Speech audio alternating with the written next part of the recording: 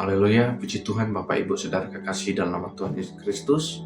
Kembali lagi dalam program GPDI Villa Melati Mas Menyapa. Mari kita kembali sama-sama merenungkan firman Tuhan. Firman Tuhan yang saya mau bawakan di dalam Filipi 4 ayat 13. Ya, Filipi 4 ayat 13. Saya bacakan bagi kita semua. Segala perkara dapat kutanggung di dalam Dia yang memberi kekuatan kepadaku. Setiap hari kita dihadapkan pada berbagai tantangan, baik dalam pekerjaan, hubungan, maupun masalah pribadi. Terkadang kita merasa lelah, cemas, atau bahkan putus asa. Namun firman Tuhan hari ini mengingatkan kita akan sebuah kenyataan yang luar biasa, bahwasanya kita bisa menghadapi segala perkara melalui kekuatan yang diberikan oleh Tuhan Yesus kepada kita semua. Filipi 4 ayat 13 ini adalah janji yang kuat dari Tuhan. Paulus telah menulis surat ini kepada jemaat Filipi dalam konteks perjuangan penderitaan yang ia alami. Ia mengatakan, segala perkara dapat kutanggung di dalam Dia yang memberikan kekuatan kepadaku.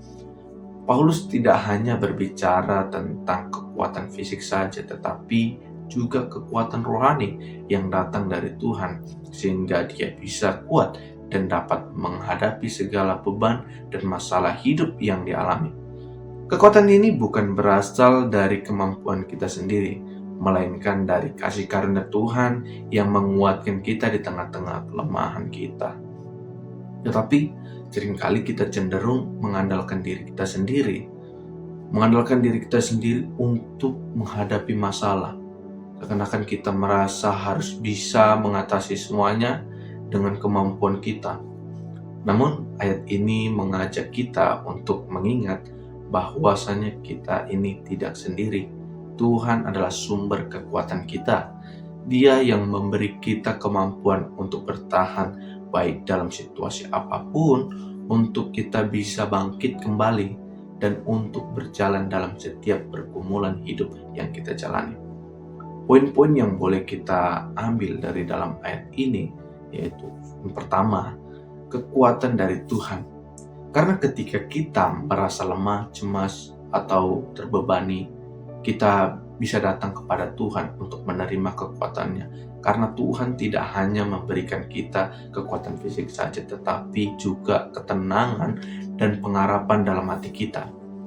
Poin yang kedua yang boleh kita ambil dari ayat ini ialah mengandalkan Tuhan, bukan mengandalkan diri kita sendiri.